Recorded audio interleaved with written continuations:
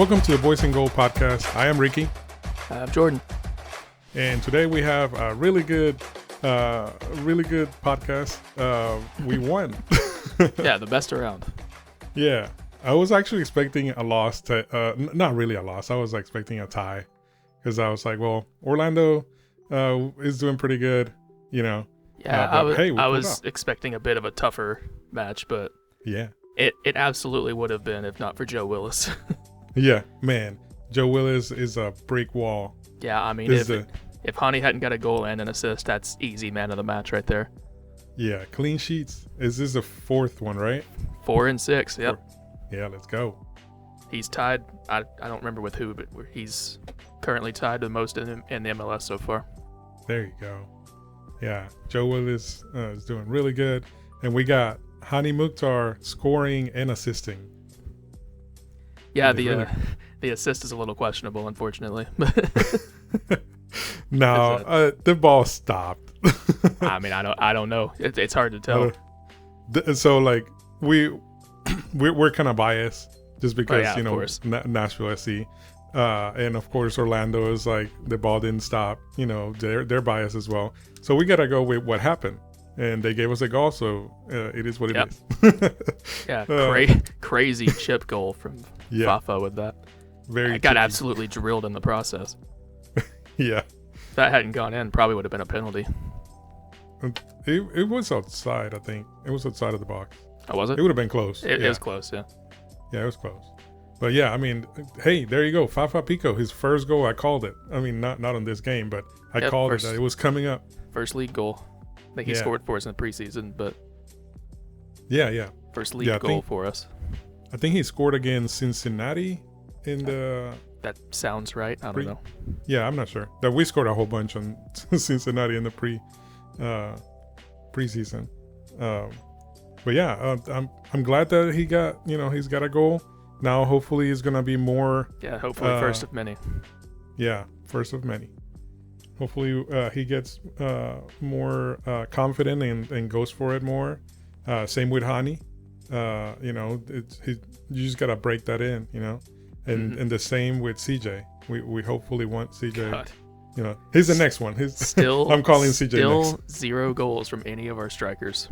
Yeah, almost a year for CJ. Man. Whew. Yeah, we're lucky we've got other people that can score because we are really struggling in the striker department.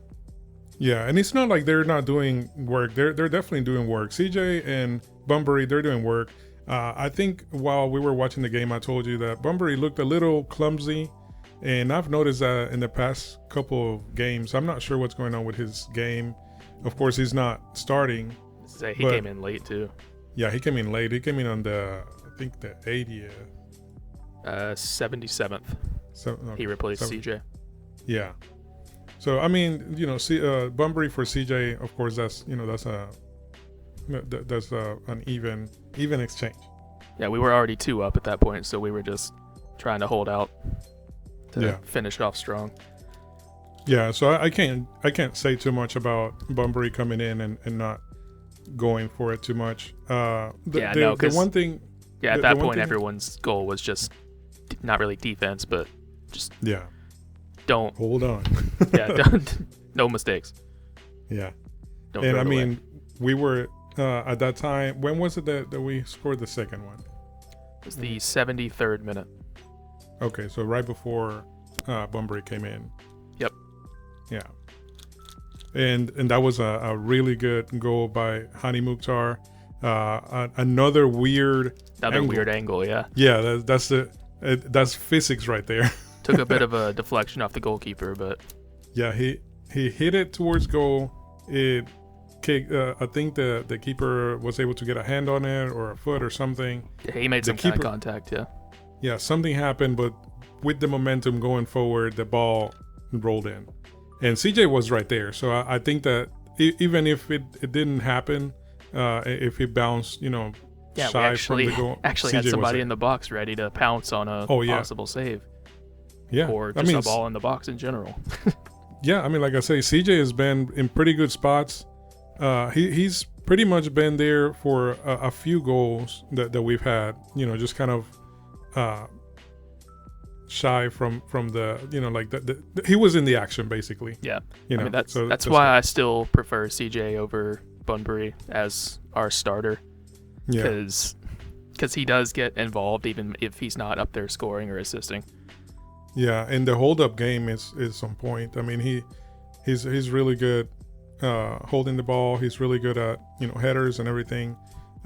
Even putting the ball where it needs to be. So hopefully he keeps improving and it gets some results off of that. Yeah. All right, so I guess we'll start from the beginning. I don't know what minute I thought this, because this is the first note I have. Shaq playing like he's at the World Cup. That's not a compliment. Because he did not have a good World Cup. Thankfully, he turned it around in the second half. He had a really good second half. But yeah, that was the first half to forget for him. He was named in one of the not the MLS team of the week, but I think that one guy this week in the MLS is a guy on Instagram that we follow. He does really funny videos. Yeah, I should go check out his videos. He did a really funny one of Orlando saying, "Oh, the ball didn't stop rolling." I haven't seen that yet. Yeah. But yeah, he made it to his team, so he did something, He assisted Mukhtar's goal. Yeah, okay. So, yeah, he had a much better second half, thankfully. Yeah, I don't have a minute written down for this one either. It was before the 29th minute, because that's the first one I actually have marked, because that's when Fafa scored. Godoy's yellow card. Oh. What do you think about that one? I don't remember. High boot, very lucky to not get red carded. I think that was after a few exchanges, and he was kind of like already worked up from the other exchanges not being for fouls against us, right. And then he just did his foul. But yeah, that was definitely uncalled for. Can't do that. We got real lucky in that one. He definitely should have gotten a red card for that. Yeah. Swung a little too high on that one, but lucked out there, and luckily didn't actually kick the guy in the face. So yeah, they just kind of scraped, but still, high boot. Yeah. Not good. Chill out. He's been doing good. Godoy is again that position.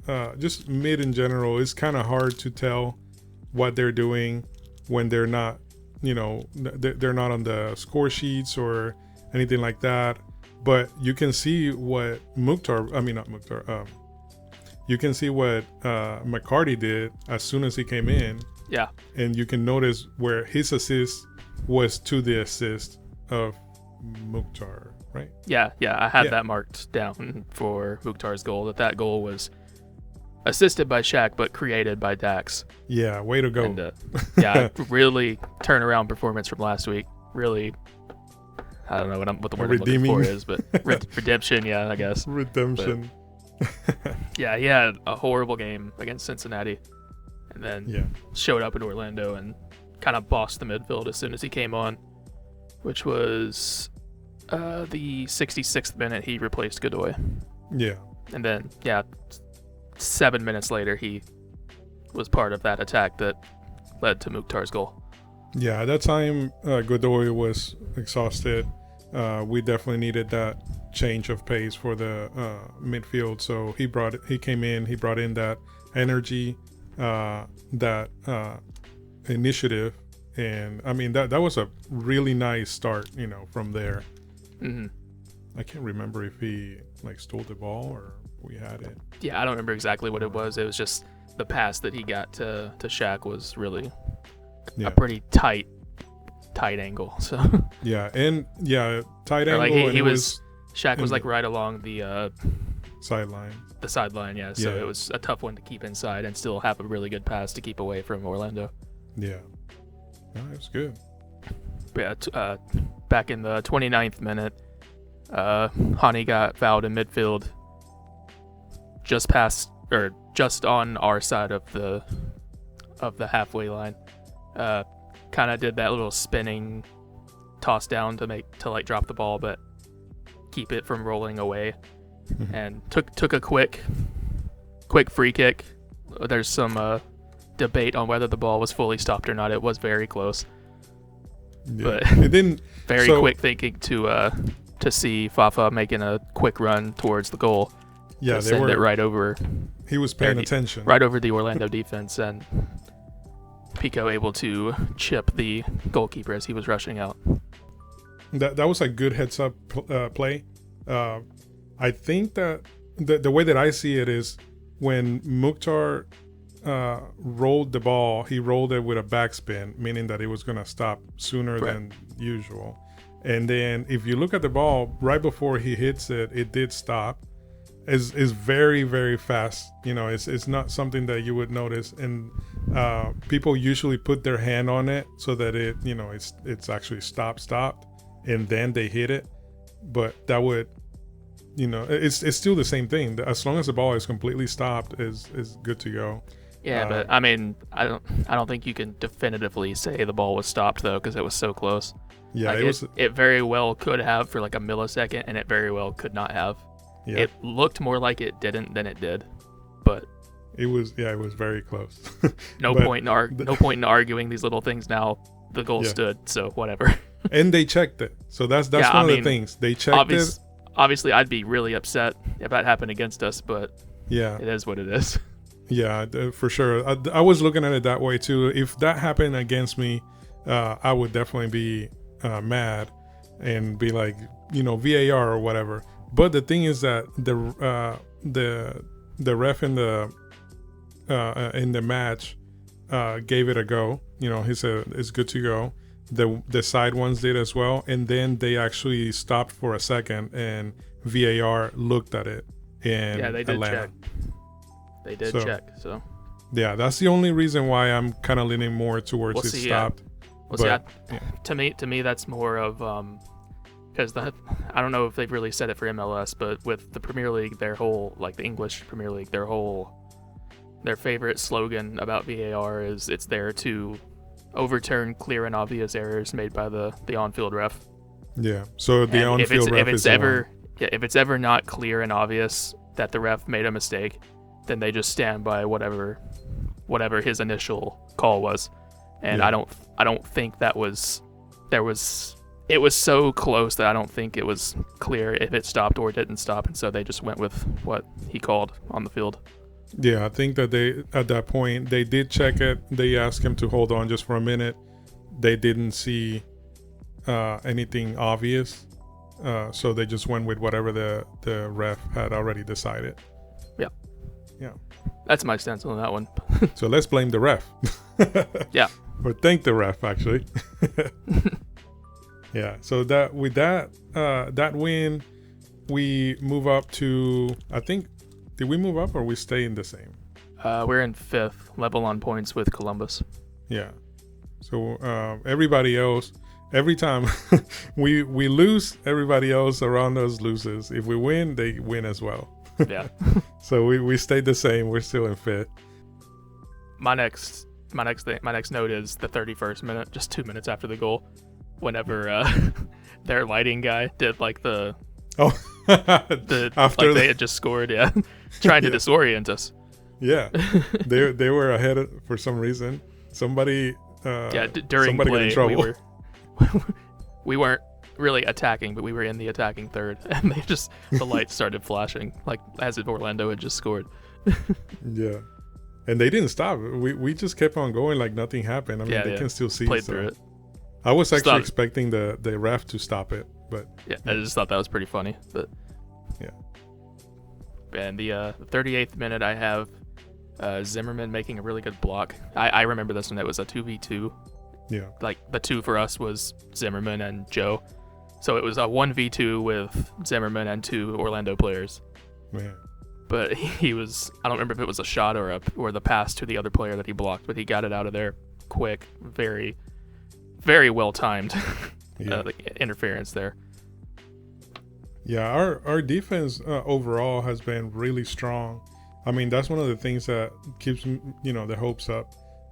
Even if we don't win by a whole bunch of goals or anything like that, 2 is decent, and it seems like that's our thing this year, 2-0. Yeah, three of our wins have been 2-0. Yeah, so it's, I mean, it's not a blowout for, the offense is not really blowing out, teams or whatever. Yeah. But we're actually keeping it clean sheets, and that's the best thing, Yeah, we've only conceded 2 goals so far this season. That's less than anybody in the league. Yeah. The closest to that, there are 3 teams in the Western Conference that have 3 goals conceded, which are Seattle, LAFC, and Minnesota. So they're doing ridiculous. Yeah, they're not much behind us. That's second, third, and fourth place in the West, just under St. Louis, who finally lost, by the way, to Minnesota. Oh yeah. So yeah, I was watching. I knew something special was gonna happen that night. Other than us winning, of course. Yeah, we won against Orlando. But yeah, it looked kind of sketchy for them, and then they who was it? Minnesota got the penalty. Yeah. And that was that was their downfall right there. Tell you what it was. No one on Minnesota passed the ball to Klaus. There you go. Yep. I was just waiting for that. He was that's probably calling for it, like, hey. I think that's what St. Louis was waiting for. Yeah. Can I have a ball? Can I have the ball? But also in the 38th minute was whenever. Oh, I meant to send this to you. I forgot to. Apparently the dive in the box, which is what I was just about to speak about. What was his name? Araujo, I think. Araujo, yeah. He dove in the box and tried to, went down holding his face even though he wasn't touched at all. He's apparently been fined for simulation. Oh, that's a thing? Yeah. Wow. Good. Well, the Club and Country Twitter, they tweeted out, says the MLS disciplinary committee has found Orlando City SC midfielder Cesar Ojuaro, however it's pronounced, guilty of simulation/embellishment in the 39th minute of Orlando's match against Nashville on April 1st. Araujo has been fined an undisclosed amount for his actions. Wow. Okay. Yeah. Well, at least something is being done for things like that. Yeah. Hani, take notes. Please stop diving. Chill out, buddy. Yeah, chill. Yeah, that's where I saw it. Club and Country tweeted it, but it's from the MLS website. Okay. That was posted. Haven't seen that, but I'll take a look at that. Yeah, I just saw that 10 minutes before we started recording. So. Wow. Okay. Well, yeah. I mean, eventually we'll get the MLS Next Pro rule for staying down for too long and then getting out of the game or whatever. But this is good. I'm glad that the MLS is taking action. Yeah, it's definitely nice to see that that's something that's going to start. I don't know if that's. I mean, I'm sure it's been done before. That's as far as I know, the first time it's happened against someone against us. The slide tackle from Godoy there. I don't think he made contact with the ball, but he didn't touch the player either, and that's why that went down as simulation. But the slide to get in the way of the goal and break up the attack, and also to pull back enough to not make contact was insane. Ridiculously good play from Godoy there. That's him. He knows what he's doing. He's a veteran, man. Mm-hmm. Yeah. I'm wondering if it was his shoulder that kept him from the Panama the Panama team. Hopefully he continues to be starting, so he's doing good, and hopefully he continues to be healthy. I'm still wondering about Leal. I don't think we've heard anything about him. Yeah, he stayed. He didn't even fly to Orlando or anything. So yeah, it was just a sudden thing. He didn't make the trip to Red Bulls whenever we played away to them. He had apparently gotten hurt in training during the week or something, and he's been out since. We haven't heard anything about it. Yeah, there's nothing going on. I mean, there's nothing on the report or anything. Just say lower body injury, and maybe he injured his whatever happened last year, and they're trying to be extra careful. And I'm glad that they're being extra careful, but we definitely need him Yeah, we need that creative spark in the midfield. Yeah. Someone who can score from 30 yards out. Man, yeah. Did you see the quote by Gary about Hani Mukhtar? He said if... yes, I did. If I'm paraphrasing, I don't remember it very well, but it says if Hani was in any other walk of life, it would be as brilliant and I've got it. Making a light bulb or something. Yeah, I've got it right here. Hani is a genius. If he was in any other walk of life, he'd be creating new light bulbs and another way to create electricity or something. There you go. Hani's gonna be the next Tesla. Yeah. Yeah, in about 40 years, we're all going to be driving Mukhtars around. Mukhtars. Or Hanis, whichever sounds better as a brand. Yeah. Oh man. So we saw Taylor Washington for a little bit. He did pretty good. He came in on almost the 70th minute for Luke Hawkinson. Yeah, 66th, same time as McCarty. Yeah.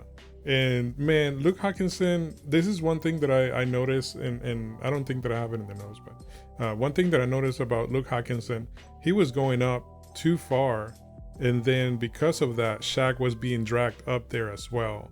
So then you would see Hawkinson coming back before Shaq because they stayed up there too long, and then that was making that vacuum right there. That kind of. I think that's more a slight against Shaq, honestly, because I think Shaq was playing too far up. He was playing, okay, because which forced Hawkinson to drop back further than he probably needed to. Well, that's what I mean. I think Hawkinson was going up, but not coming back when. Well, I guess he had to. He had to come back whenever Shaq would go up. I did notice that Shaq was kind of jogging back when Hawkinson was back there. Just kind of being like, okay, there, somebody's back there, so I don't have to rush back there. But then we would have this defense lapse, and things would get a little dicey. Hang on, let me make sure of something, because I think Fafa plays on the right with Shaq. Yeah, they switch. It was Hawkinson instead of Fafa. Oh yeah, they do switch. They do switch wings sometimes. That's right. Yeah, but they usually have Schaffelberg on the left. I'm gonna be honest, I didn't fully notice Hawkinson most of that game, but yeah, something you just now said was something I was about to say. Speaking of Hawkinson, he started. What about not seeing Schaffelberg at all this game? I mean, we didn't need him. Yeah, we didn't, but he's been on a bit of a dry streak since our second home match against Montreal.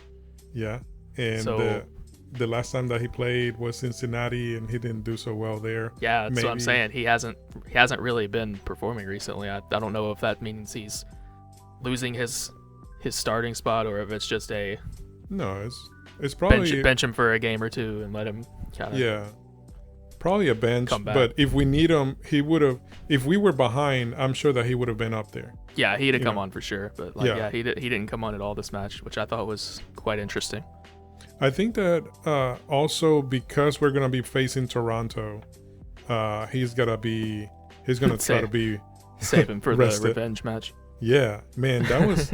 Oh man, I can't believe that was just a shootout last year, and now we have him. Last year he didn't play. It's always a shootout between us and Toronto. Yeah. I know in 2021, I think this is like the only home game I missed in 2021, which really annoyed me, was when Hawkinson scored a brace against them really late in the game to come back 2-1 down to win 2-3 or win 3-2. I wasn't there either. I don't know. I wasn't in the last year's either. Yeah, I was at work. I was listening to it. Well, so I guess that brings us up to next match, Toronto FC. They're in the 9th place. They just got done tying against Charlotte with Olympico goal, and I mean that was pretty. I can't lie, that was a pretty goal, but it seemed a little bit more on the Charlotte defense being out of place. There were 3 guys from the defense, and the keeper was a little bit too far up. I mean, I guess he was in his spot, but the three guys that were back there just kind of just saw the ball coming in, and it's like, oh, there it goes.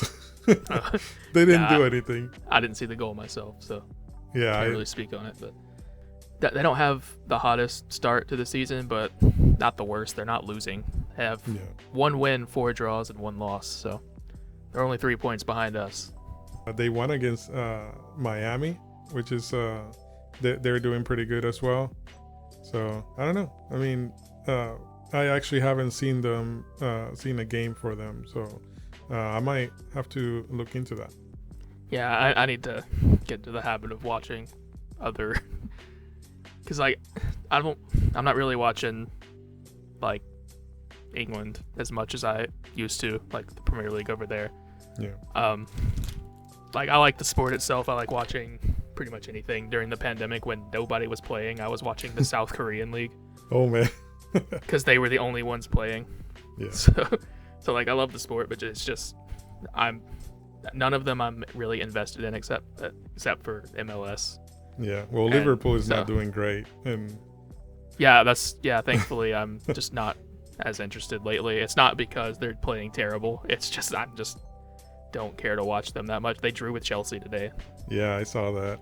But what I was saying is I need to get into the habit of watching other teams other than like the big ones, you know, because you bring up like what's the games that are on now, which it's a bit harder because pretty much every game's happening at the same time now with this Apple deal. Yeah, it's just, every game's on Saturday. Weird. So if we have a home game, I miss all of them because I'm in Nashville for most of the day. Yeah, if we have a home game, all the games are at that time at 7:30 usually, and then there's 2 after that. There's one that usually starts. You'll usually turn on like the second half of something else that's going as we're driving back. But yeah, just to have something going. Yeah. I need to get into the habit of not just like, oh, Philadelphia is playing New England. That's 2 really good teams facing off, and it's like I need to get in the habit of checking out the lower down teams too, just to kind of learn who's around, what they're good at, and stuff like that. What to look out for. I also listen to Club and Country, their podcast, and also Pharmaceutical Soccer. Those are really good podcasts, just to kind of have through the week, just getting ready, remembering the past weekend, and then getting ready for the next game. Then we do our podcast, but for the most part, those are the 2 things that I usually listen to on to prepare myself for Saturday. I've got so many podcasts I listen to already. I listen to Club and Country every now and then, but not every single week. I like that they started doing the who you want to boo, what player it would be good to boo, just because like there's some players that are more prone for mistakes. So if you start booing them, then they'll be making mistakes, get in their heads. Yeah, I'm hoping that within like a year or a couple of years, we've got one player for each team that we just know going in. This is the guy. Start booing, yeah. I know that the bootleggers are really good at that. They usually boo all of the subs when they're kind of warming up. Because their whole thing is shots on goal, as in they take a shot for every NSC shot on goal. Yeah. So they are absolutely plastered by the half if we're playing a somewhat offensive game. And usually it's the away team's subs warming up right in front of our supporters section. And so, the loud, belligerent, drunk guys are sitting there yelling at them. That's a good design right there. Yeah. Yeah. So I guess we have Toronto. Hopefully, that's another win for Nashville. I would love to see Schaffelberg score on his previous team, his former team. And especially since he scored on us in 2021 for Toronto. Yeah. And then after that, we have NYCFC. Yeah. Away this time. Yeah, that's going to be away. They are not doing so great either. Actually, they're 6. They're right below us. Never mind. Yeah, they're only 2 points behind us. They're with us. Say they have a second draw where we have a third win. That's the only difference between us. Yeah, they drew against New England, and they're gonna go against Atlanta this Saturday. Houston actually beat them, which is kind of surprising. Houston, I'm used to them not doing so great. Any closing thoughts? Build Joe a statue. Yeah. We already have for the hockey, we have Pecorine. Yeah. They just revealed a statue of him. So hey, let's do the Joe. Yeah, I mean we'll get a Mukhtar statue eventually, I'm sure. Yeah. As long as he sticks around for a little while, which I think he will. I mean, he's already a club legend. I mean. Oh yeah, for sure. Even if he left right now, he's still a club legend. But yeah, I think he's here for the long haul because I listened to. There's a podcast in Nashville. It's not like a specifically soccer podcast, but I think it's called "This Is Nashville." Could be wrong, but Hani went on that to talk to the host of that, and he said whenever he moved from, what was it, Denmark he was playing in before here? Yeah. Whenever he moved to the States, he moved here completely alone, no family, nothing. And since then, he's settled down. He's married now, so he's met someone here and gotten married. So I think he's here for the long haul. Yeah, he got married on his birthday. Congratulations, Hani. Yeah, that's really good. I'm glad. And the good thing is that he got his MVP. And his you can see his celebration, or whatever the club did for him as a celebration for his MVP with his family and friends were sending in congratulations. Yeah. Oh man, that awesome. Was cool. Yeah. So I mean, and then he's also doing his youth camps for soccer. So there's a lot of things going on for him. I definitely would love to keep him in Nashville. I know that he can move to other places and everything, but this team, I remember one of the things that Gary did was build a team around him, and I mean that was something in that interview I'm talking about on that podcast. That's something he said. That's something that drew him here, because you don't usually hear, because like especially in Europe, there's not a lot of new clubs being formed all the time. Yeah. Whereas with here, which of course, the club that has eventually turned into Nashville SC, that is currently in the MLS, was formed in, I believe, 2013. So they've been around for a minute, but obviously the jump from USL to MLS was kind of a complete rebranding, repackaging, everything. Yeah. And he was told I don't remember if it was Gary or if it was Steve Guppy he spoke with, but he was saying that it's not often that you're told we're going to build a team completely around your talent. And so that was something that really attracted him to come here. And it paid off. I mean, last year you can see that. I mean, of course, the team itself hasn't gone up to the cup, but for him as a player, getting the MVP, that's a really good sign of the team building around him and doing so well, you know. Yeah, he's done everything he can do. It's just up to the rest of the team to pull the rest of the weight and be right up there with him, basically. Yeah, now that hopefully he'll start scoring a lot more, getting up there with now he's got one goal, and he didn't have a goal, and he was in the Golden Boot runner.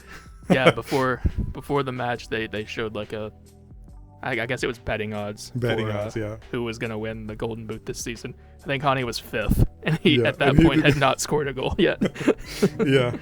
Well, people know. I mean, Hani is Hani, and he's going to do his thing. So, kind of like Salah. Everybody's like, once the winter comes, Snow Salah comes out. Yeah. And it's kind of been the story with Mukhtar the last couple of years. He starts showing up closer to mid-season and keeps that going through the back half of the season. He warms up in the summer. He did that in 2021. That's why late 2021 there was a lot of shouts for him potentially be an MVP for that season as well. Of course, lost out to Carlos Hill at that point, but the shout from the year before plus his performance last year, so it all came together. So now it's, I don't know if there's ever been back-to-back MVPs, but it'd be cool to see. That would be really cool. All right, well, thank you very much for listening to our podcast. Any comments or anything, let us know. Like and subscribe, share with anybody that likes Nashville SC. We'll see you next week. Yeah, you can follow us on Twitter at The Boys in Gold, and we're available on YouTube, Apple Podcasts, Google Podcasts, and Spotify. So, see ya.